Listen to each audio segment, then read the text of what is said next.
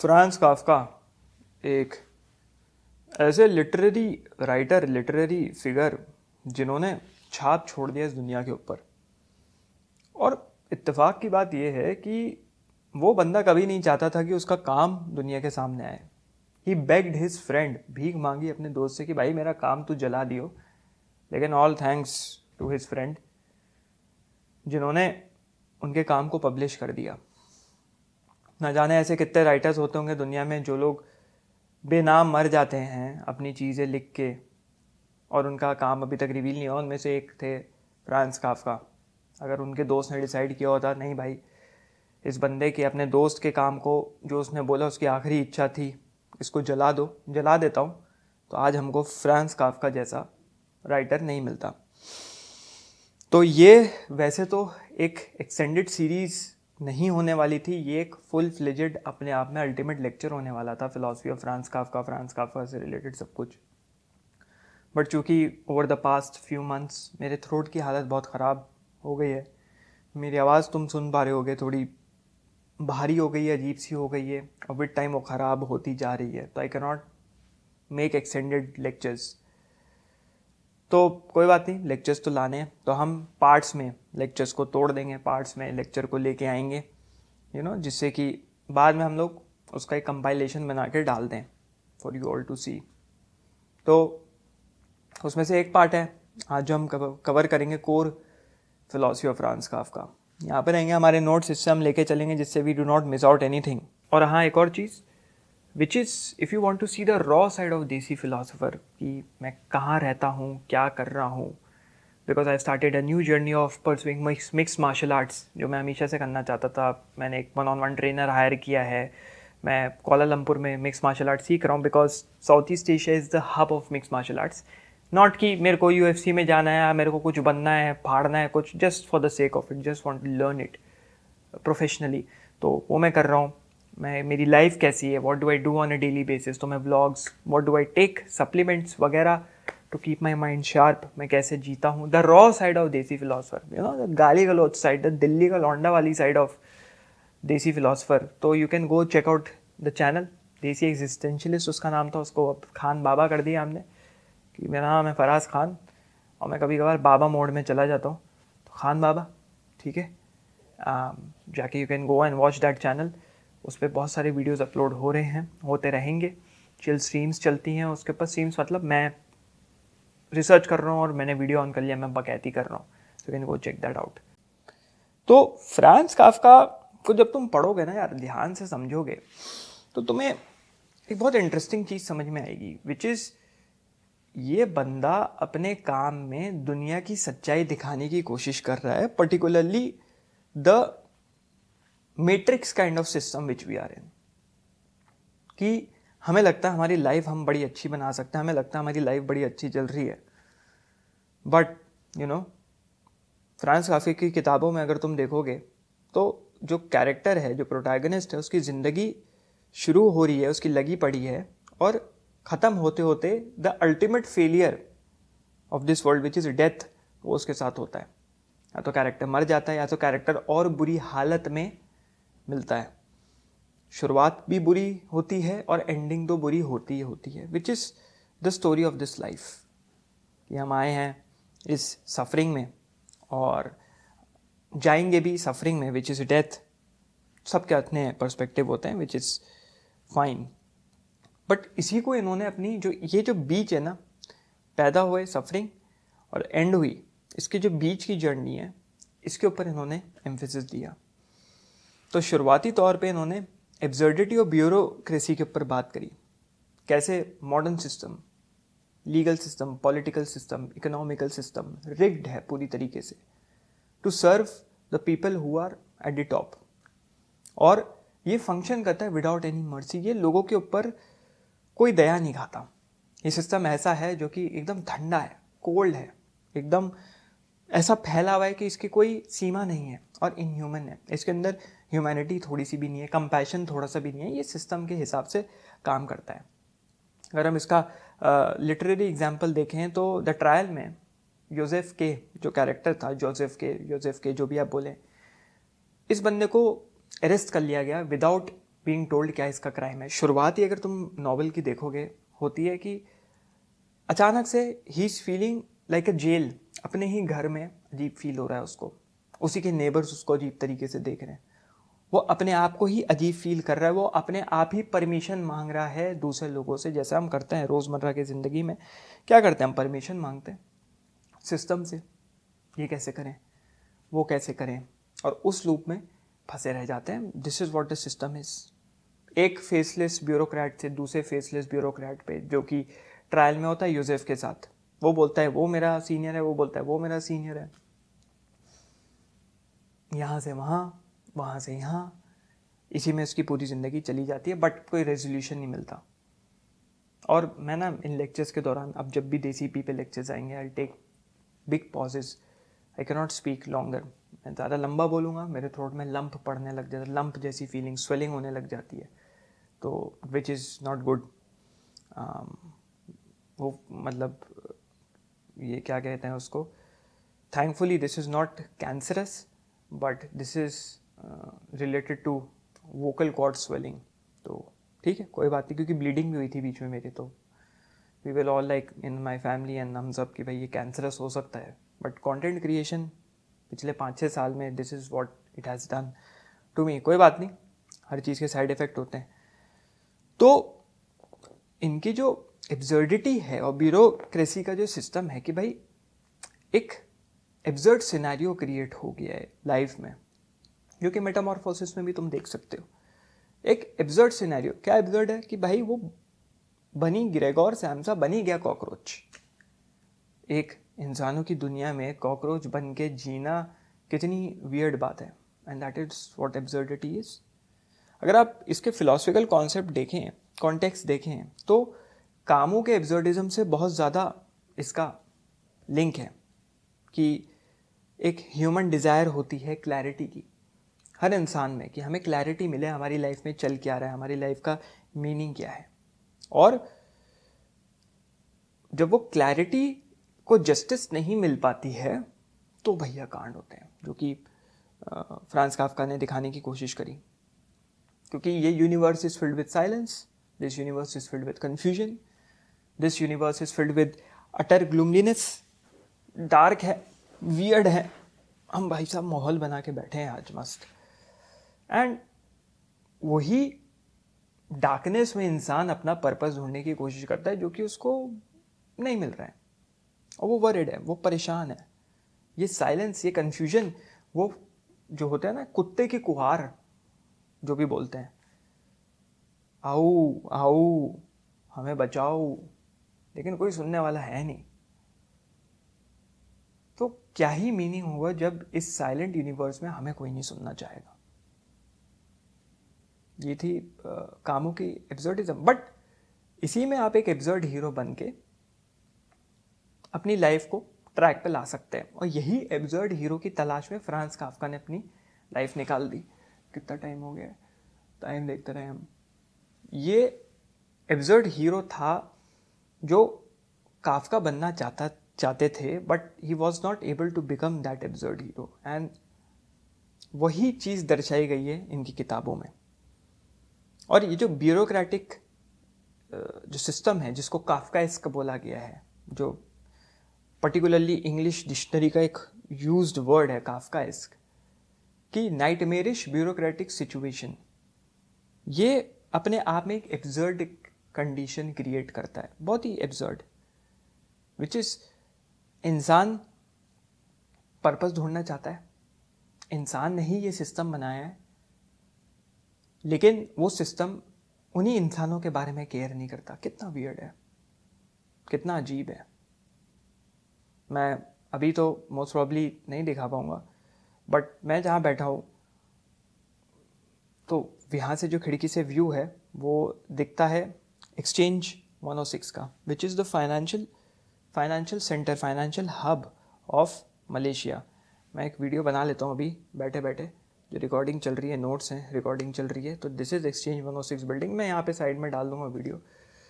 तो ये financial hub है, right. But point to be made is कि the Malaysians were never in favour of this building, क्योंकि controversy ये है कि कहते हैं कि ये स्कैंडल के पैसों से बना है, लोगों की मेहनत की कमाई टैक्सेस को निकाल के ज़बरदस्ती ये बिल्डिंग यहाँ खड़ी करी गई है जिसकी ज़रूरत थी नहीं, जस्ट टू बोस्ट स्टफ। तो ये बिल्डिंग किस एक्सपेंस पे खड़ी है? इंसान के खून के एक्सपेंस पे, इंसान के पसीने के एक्सपेंस पे। So this is what Kafka is all about, this is what bureaucracy represents. हम इंडियन कॉन्टेक्स्ट में देख लेते हैं क्या है वो। ये है ब्यूरोक्रेटिक सिस्टम में एक आईएएस ऑफिसर को देख लो। आईएएस ऑफिसर बना है समाज सेवा के लिए, पब्लिक सर्विस के लिए, उसका मोटो है public service, public before self. But उसी आईएएस ऑफिसर में ईगो इतनी होती है, चौड़ इतनी होती है, नीचा। आईएएस ऑफिसर ज़्यादातर लोग इसलिए बनते हैं जिससे अपने रिश्तेदारों को, अपने दोस्तों को, अपने आसपास के लोगों को नीचे दिखा सके। तो जिस चीज़ के लिए तुम्हें बनाया गया है कि पब्लिक के नीचे रहो, which on paper they are, but वो कुछ और ही बन गए हैं। That is what bureaucratic situation है, और वही काफका फेस करते थे जिसको इन्होंने लिखा। अब इसका डीपर मैसेज ये है कि काफका सिर्फ क्रिटिसाइज नहीं कर रहे हैं इंस्टीट्यूशंस को, कि वो ये दिखाना चाह रहे हैं कि कैसे ये जो आर्किटेक्चर है ह्यूमन सोसाइटी का, ह्यूमन सिविलाइजेशन का, ह्यूमन सिस्टम का, वो कैसे तोड़ के अलग कर दे रहा है लोगों को, कैसे तोड़ दे रहा है, कैसे ख़त्म कर दे रहा है। और मॉडर्न लाइफ कैसे, जो कि हम लोगों के हित में बनी है, वो एलिनेट कर दे रहा है। इंडिविजुअलिज्म का जो मीनिंग होता है, इंडिविजुअल का मीनिंग होता है, उसको ही ख़त्म कर दे रहा है, वायलेट कर दे रहा है। तो अगर इसका रिफ्लेक्शन हम अपने ऊपर देखें, जितना ज़्यादा तुम रूल्स के हिसाब से प्ले करने की कोशिश करोगे, उतना ज़्यादा तुम खोते जाओगे, उतना ज़्यादा तुम स्टैटिस्टिक बनते जाओगे। ब्यूरोक्रेसी को वायलेंस की ज़रूरत नहीं, ब्यूरोक्रेसी को हिंसा की ज़रूरत नहीं। वो हिंसा ज़रूर है, ये नहीं भाई बिल्डिंग थोड़ी तोप छोड़ दे तुम्हारे ऊपर, बट धीरे धीरे धीरे धीरे धीरे धीरे इनडिफरेंस क्रिएट करते करते eight the end of the day वो तुम्हारे मौत का कारण बन जाता है। इससे अच्छा तो इंसान बोले भाई ले लो हमारी जान, ऐसी ले लो, मार दो एक बार में, क्यों तड़पा तड़पा के मार लो। होता है इंडिया में, किसानों को देख लो, सुसाइड कर लेते हैं। ये योजना है, वो योजना है, आज से नहीं 30-40 साल से चलता आ रहा है। ये योजना, वो योजना, ऐसी योजना, वैसी योजना। उस योजना को लेने के लिए साला महीनों महीनों लाइन में, रोज़ जा जा के लाइनों में लगना पड़ता है, कुछ चंद पैसे मिलते हैं, उससे भी खेती बाड़ी नहीं हो पाती। At the end of the day they suicide, उनको कुछ मिलता ही नहीं। Right, this is what the world is all about, this is what the system does to you. आगे बढ़ते हुए, मतलब जब ये लेक्चर बनाओ ना, यू रियलाइज कि हाँ भाई रिग्ड तो है सिस्टम, समझना बहुत ज़रूरी है। आगे बढ़ते हुए, एलिनेशन एंड गिल्ट, ठीक है, शुरू हो गया हमारे होना जो हम नहीं चाह रहे थे। एलिनेशन एंड गिल्ट, काफका की जो कैरेक्टर है वो एक डीप इमोशनल आइसोलेशन फेस करते हैं, जिसकी वजह से वो बनते हैं जो वो हैं। एक गिल्ट है जो कि एक्सप्लेन नहीं किया जा रहा। काफका की किताबों में तुम देखोगे डायरेक्टली वो गिल्ट कभी नहीं बताया जाएगा, घुमा फिरा के 10 तरीकों से। ऐसा लगता है जैसे एग्जिस्ट करना अपने आप में पाप है, it is a sin just to exist. Weird feeling is weird, you know. And you read Kafka book. क्यों काफका की बुक्स इतनी फेमस है? क्योंकि डायरेक्टली अगर कह देंगे तो हाँ ये है ठीक है, इतना अलग तरीके से घुमा घुमा के कही गई है वही एक बात गिल्ट की, कि हर इंसान अपने आप से उसको रिलेट करता है। इसका लिटरेरी एग्जाम्पल देख लो, मेटामॉर्फोसिस में ग्रेगोर सैम्सा इंसेक्ट बन जाता है, बट असली पेन, असली दर्द उसका ट्रांसफॉर्मेशन नहीं है। असली दर्द है उसकी फैमिली उसको कैसे ट्रीट कर रही है, आउट ऑफ डिस्गस्ट, उसको गंदगी से देख रही है, प्यार से नहीं, गंदगी से। ऐसे कैसे हो गया? ये फैमिली जब तक मैं कमा के ला रहा था बड़े प्यार करती थी मुझे, जहाँ मैं परेशान हूँ, जहाँ मैं हैरान हूँ, वहाँ इस फैमिली ने मेरे को आइसोलेट कर दिया। मेंटल हेल्थ की हालत आज की डेट पे ऐसी है। This is a philosophical concept. जहाँ तुम हंस रहे हो, बात कर रहे हो, ठीक है, जहाँ तुम इरिटेटेड हो, फ्रस्ट्रेटेड हो, किसी चीज़ से परेशान हो, वहाँ पूरी फैमिली तुम्हारे खिलाफ हो जाती है। ऐसा क्यों? फिलोसफिकल कॉन्टेक्स्ट इसका क्या है?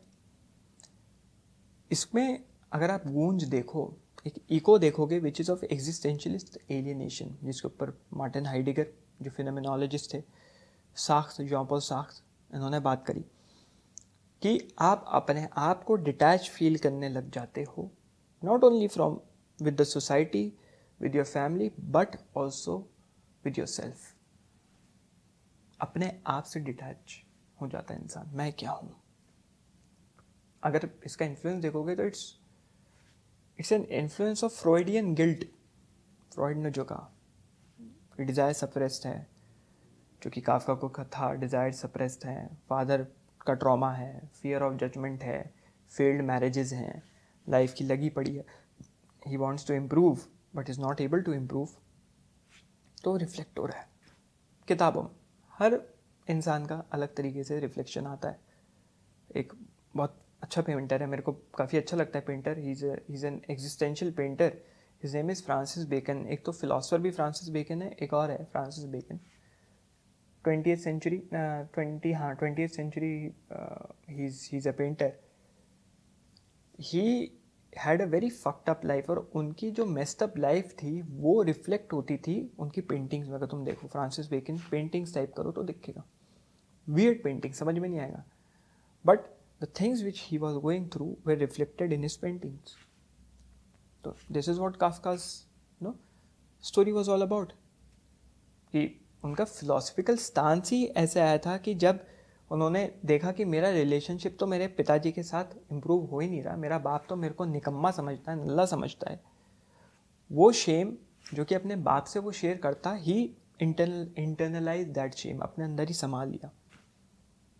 और वो शेम हर एक प्रोटैगनिस्ट में थोड़ा थोड़ा थोड़ा थोड़ा, हर एक नॉवल में फ्रांस काफ्का की तुम देखोगे।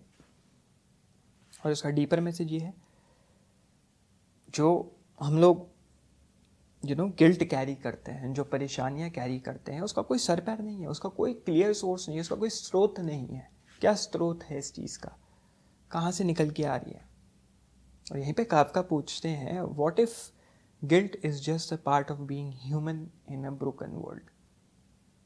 ये दुनिया तुम्हें लगता है कंप्लीट है, ये दुनिया बेटर है, ये दुनिया अच्छी है, लेकिन ये दुनिया टूटी भी है, और इस टूटी हुई दुनिया का हम एक हिस्सा हैं, और ये गिल्ट उस हिस्से में एक रिश्तेदार है, बिन बुलाया रिश्तेदार। अतिथि कब जाओगे?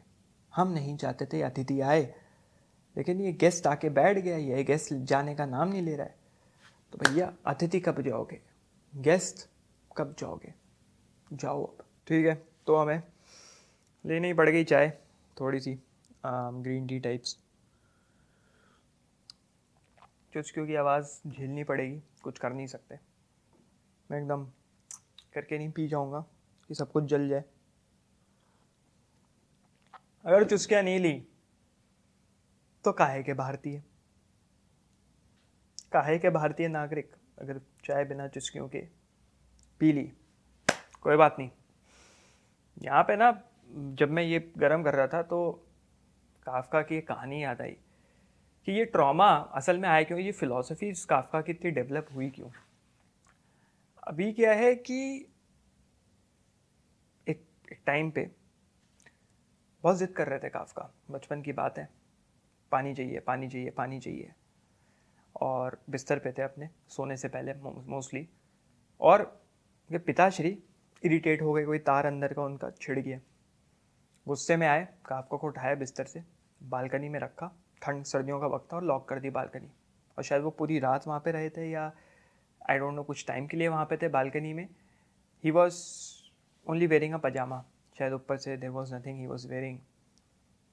उस दिन काफ्का ने ये कहा कि मैंने उस दिन लेसन तो ले लिया, but inner damage was done. मैं I was obedient afterwards, after that incident. और शायद वो जो दरार थी फिलॉसफी फादर की और काफ्का के बीच में, जहाँ से वो फिलॉसफी स्लिप कर पाए, वो उस दिन क्रिएट हो गई थी। चाय पीनी हमारे लिए ज़रूरी है, कुछ गर्म सिप करना, वरना हम वीडियोस नहीं बना पाएंगे, फिर बैठे रहना तुम लोग, तो थोड़ा झेल लो। आगे बढ़ते हुए अगर इनका एक और फिलोसफिकल एस्पेक्ट हम ले लें तो यहाँ पे है पावरलेसनेस। पावरलेस फील करना। इनकी किताबों में तुम थ्रू आउट देखोगे जो इंडिविजुअल है एक हेल्पलेसनेस के थ्रू गुजरता है कि वो चाह के भी कुछ कर नहीं पा रहा। उसको पता है कि ये दुनिया बहुत बड़ी है, there are vast unknowable forces, तुम उसको लॉ कह लो, फेट ले लो, सोशल स्ट्रक्चर ले लो, बट इन सब के बावजूद that person is messed up, that person feels powerless. इस पे भरोसा रखो, उस पे भरोसा रखो, ये है, वो है, डिवाइन पावर है, गॉड है, ये। लेकिन जब एक इंडिविजुअल पे गुजर रही होती है वो नहीं समझ पाता जिस पे गुजर रही होती है।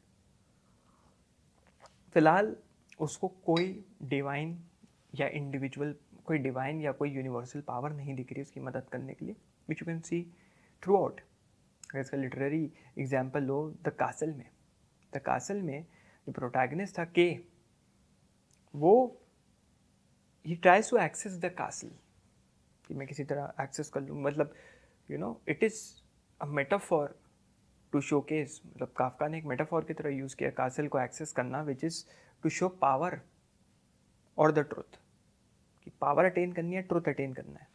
बट जितना वो कोशिश करता है कि उतना ज़्यादा दूर जाता चला जाता है उस कासल से, अपनी मंजिल की ओर जितना बढ़ना चाहता है, which is metaphorically power and truth, उतना ज़्यादा पीछे चला जाता है।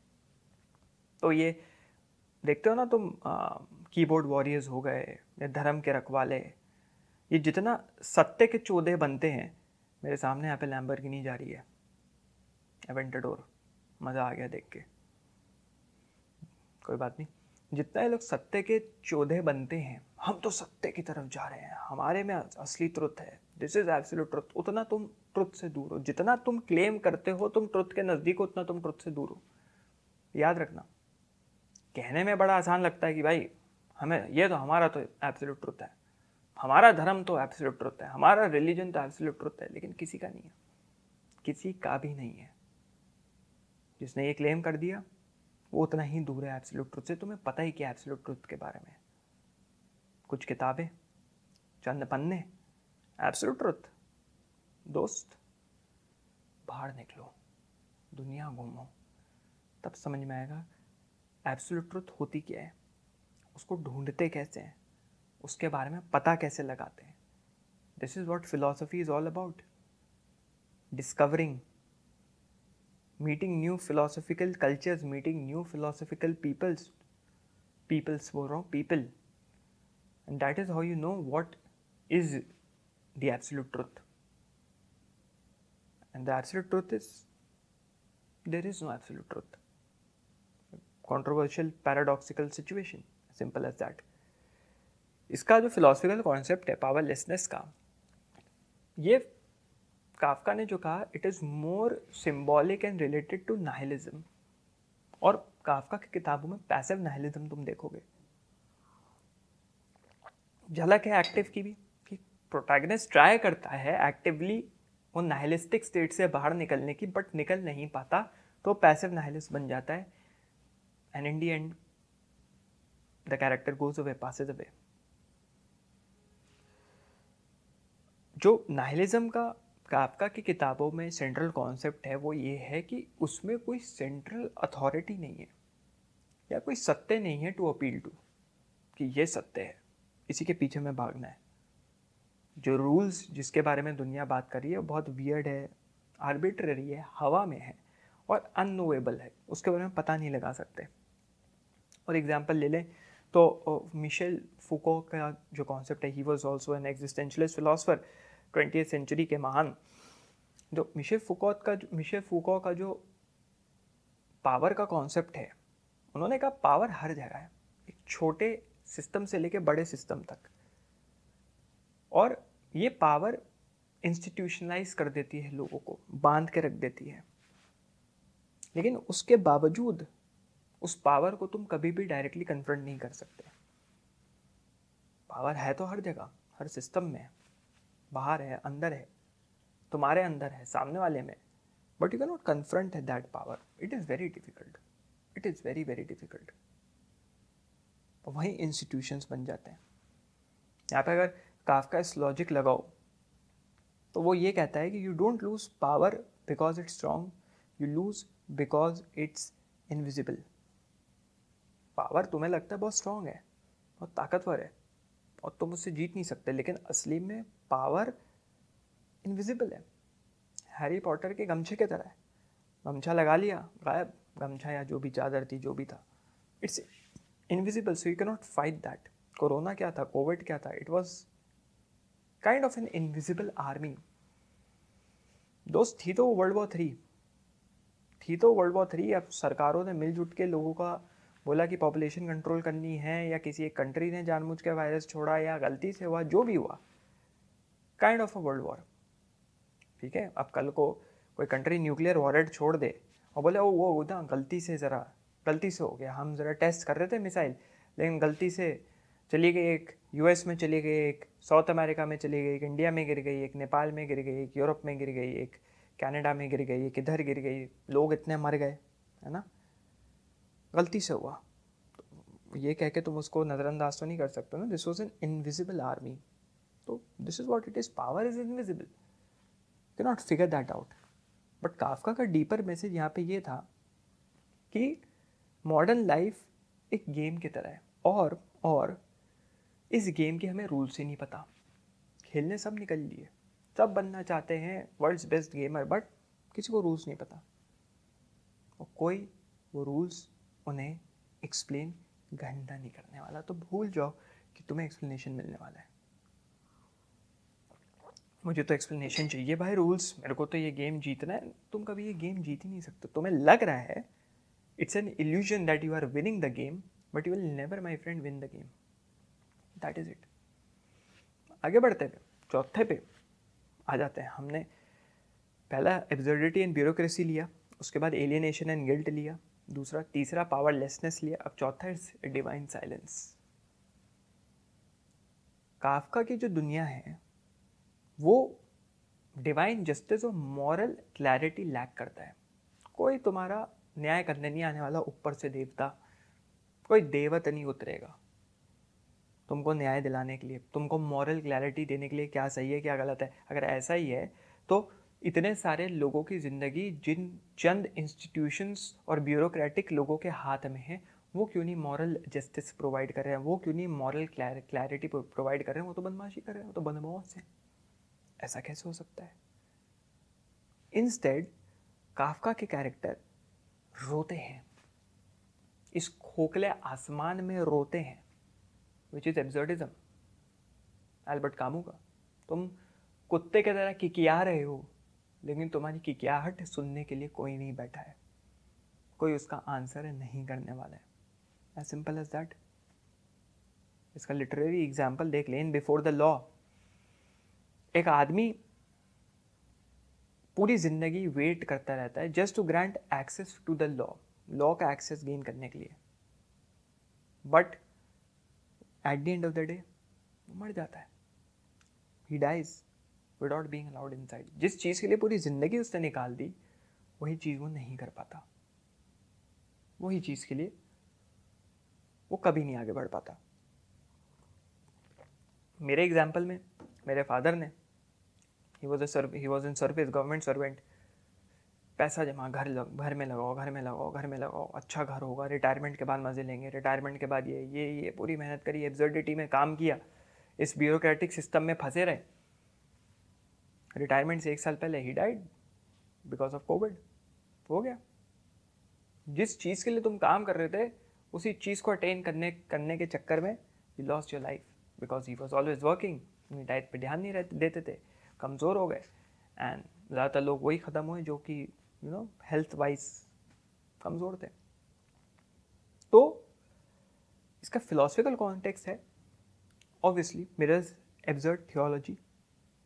एब्सर्ड जो साइलेंस ऑफ गॉड को एब्सर्ड थियोलॉजी बोलते हैं. मैंने अभी जो चैनल है जिसको मैंने रीनेम देसी एग्जिस्टेंशलिस्ट से खान बाबा कर दिया, उसके ऊपर मैंने डाला है डेथ ऑफ गॉड थियोलॉजी के ऊपर, तो वो जाके आप देख सकते हैं. एंड जो साइलेंस ऑफ गॉड है वो किसी फॉर्म का रिजेक्शन नहीं है, एक हॉन्टिंग एब्सेंस है। गॉड तुम्हें बैठ कर रिजेक्ट नहीं कर रहा है, oh I reject this person, oh I reject this guy, कितना टाइम हो गया, मैं तो रिजेक्ट करता हूँ, मुझे तो नहीं पसंद ये बंदा, ना ना ना। एब्सेंस है गॉड की, इट्स अ हॉन्टिंग एब्सेंस, एक डरावनी एब्सेंस है। And universe offers no reassurance, no salvation, कोई सैल्वेशन नहीं है, कोई यहाँ पे तुम्हें मुक्ति नहीं मिलने वाली, यहाँ फंसे रहोगे। और काफका के अगर पर्सनल स्ट्रगल यहाँ पे देखें तो ही was a Jew in a secular Christian majority world, he was a ज्यू।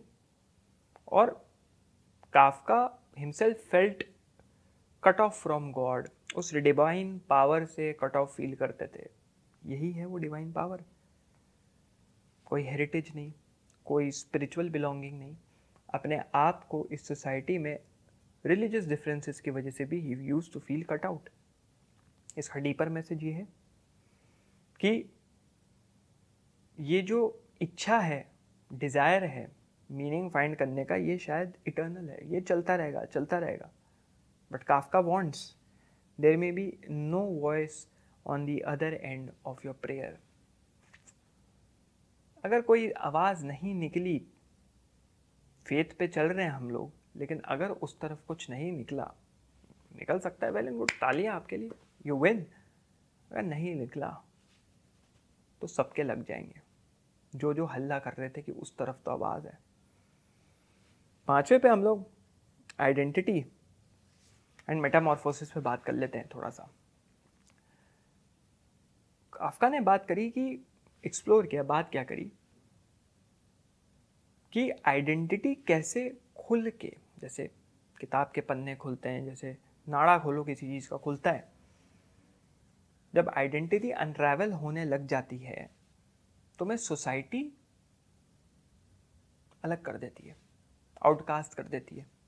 हम नहीं जानते भाई कौन है तू, मतलब समझ रहे हो। असली में जब तुम अपने आप को एक्सप्रेस करते हो तो तुम्हें सबसे बड़ी लात पड़ती है सोसाइटी की तरफ, क्योंकि सोसाइटी नहीं चाहती। सोसाइटी चाहती है पेशाब करना है नाड़ा बांध के पेशाब करो, पजामे में पेशाब करो। ना ना ना, हम तो पजामा खोल के करना चाह रहे थे ना भाई, पजामा क्यों खराब करना है। नहीं नहीं नहीं, पजामा खोल दिया तो तुम बाहर निकल जाओ, यू आर एन आउटकास्ट। और यही चीज़ इन्होंने सिंबलाइज करी अपने अलग अलग किताबों में, to you know a symbolic transformation kind of. This is what Kafka is. Literary example again इसका तो मेटामॉर्फोसिस में देख लो, ग्रेगोर सैम्सा का ट्रांसफॉर्मेशन एक बग में, और how he felt unwanted, inhuman, replaceable, कैसा लगा होगा ग्रेगोर सैम्सा को, राइट। एंड इसका फिलोसफिकल कॉन्सेप्ट है, it's as simple as related to modernist anxiety, कि इंडस्ट्रियल लाइफ कैसे तुम्हें रिड्यूस कर दे रही है रोल्स में। यही मेरा रोल है, यही मेरा फंक्शन है, मैं तो रोबोट की तरह हूँ, आता हूँ चलता हूँ चला जाता हूँ, ऑफिस में बैठता हूँ काम करता हूँ चला जाता हूँ, this is what my function is. और यहीं से you can tap into existentialism, which is the fear that you are not your job, the fear that you are not yourself, the fear that you are not your identity, the fear that you are not yourself, कि तुम खुद नहीं हो, तुम एक मुखौटा पहन के चल रहे हो। सबसे बड़ा you are fear that you are not your thoughts. सवाल उठता है फिर, who the fuck you are, कौन हो तुम, मैं कौन हूं। ये जो फियर आता है ना, ये फाड़ देता है। अरे जिंदगी में इतनी परेशानी यही सोचने को मिला है कि हम कौन है कौन नहीं है, लेकिन जब रियलिटी में रियलाइज़ करते हो तो लगता है मैं कहाँ अपना वक्त बर्बाद कर रहा हूँ, मैं क्या कर रहा हूँ। और काफका का ये विजन था, काफका विजन या explanation of the society was this, कि सोसाइटी तुम्हारी वैल्यू तभी करती है जब तुम फंक्शन करते हो। जब Gregor was not able to function, he became a vermin, cockroach, roach, bug, जो भी कहना चाहो, सबके अपने इंटरप्रिटेशंस है। वो अब इनकम नहीं प्रोवाइड कर पा रहा था अपनी फैमिली को, वो इमोशनली और फाइनेंशियली सपोर्ट नहीं कर पा रहा था, तो फैमिली ने रिजेक्ट कर दिया, बाहर में जा भाई, हमको जो करना था हमने तो करवा लिया। उसका deeper message, your identity is never stable. तुम कभी समझ ही नहीं पाओगे तुम क्या हो। कहीं जाके तुम कुछ बन जाते हो, कहीं जाके तुम कुछ बन जाते हो। एंड काफका ने देखा है कि एक सिंगल शिफ्ट, एक छोटा सा शिफ्ट, फेलियर, इलनेस, नौकरी जाना, मार्क्स कमाना,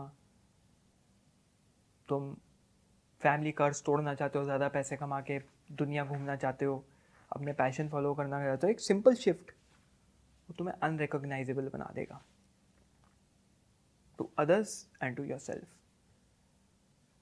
अब वो सिंगल शिफ्ट लेके या तो आप गिल्ट में बैठे रहें और गिल्ट को प्रोसेस करते रहें, जो कि काफका करते रहे, या फिर वो सिंगल शिफ्ट लेके खुले पंछी की तरह मेटामॉर्फोसिस, तुम कीड़े बदले, या you become like a caterpillar, उसके बाद एक तितली बन के उड़ गए। समझ रहे हो? That is up to you, that is how you do it, and that is what I did. मेरे साथ सेम चीज़ें हुई थी। Fear, guilt, rejection of family, rejection of people around me. मेरे को कॉलेज टाइम से, सेकेंड ईयर से rejection मिलने शुरू हो गए थे। 2019 से I been rejected, but now I am fucking rich. I travel the world. मैं अपने पैशन फॉलो कर रहा हूँ, वीडियोस बना रहा हूँ, बिजनेसेस रन कर रहा हूँ। मैं अपना मिक्स मार्शल आर्ट्स परस्यू करने का सपना, just to for the sake of it, just to learn mix martial arts, because I don't know, मेरे को स्पोर्ट्स में किसी ना किसी स्पोर्ट्स में आगे बढ़ना था, and I am doing that. I am able to afford a personal coach जो मेरे को 1-on-1 ट्रेनिंग दे रहा है in an expensive city like Kuala Lumpur, Malaysia. I am living in the heart of this city, pursuing my dreams, vlogging, जिंदगी जी रहा हूँ सब। पहले मैंने पोस्ट नहीं किया, मैं आता रहता हूँ यहाँ पे, बट अब मैंने पोस्ट करना शुरू कर दिया खान बाबा चैनल पे। If you want to see the raw side of desi philosopher, you can go and check that out. तो this was Kafka's life, and hopefully, मतलब थैंकफुली, ये सब काफका की ज़िंदगी हमारे सामने आ गई, है ना। तब तक इस लेक्चर को इतना ही रखते हैं। नेक्स्ट पार्ट में कुछ और कवर करने की कोशिश करेंगे, है ना। चलो भैया, मिलते हैं किसी अगले लेक्चर में। एंड मास्टर क्लास 2.0 का अनाउंसमेंट बहुत जल्द होने वाला है।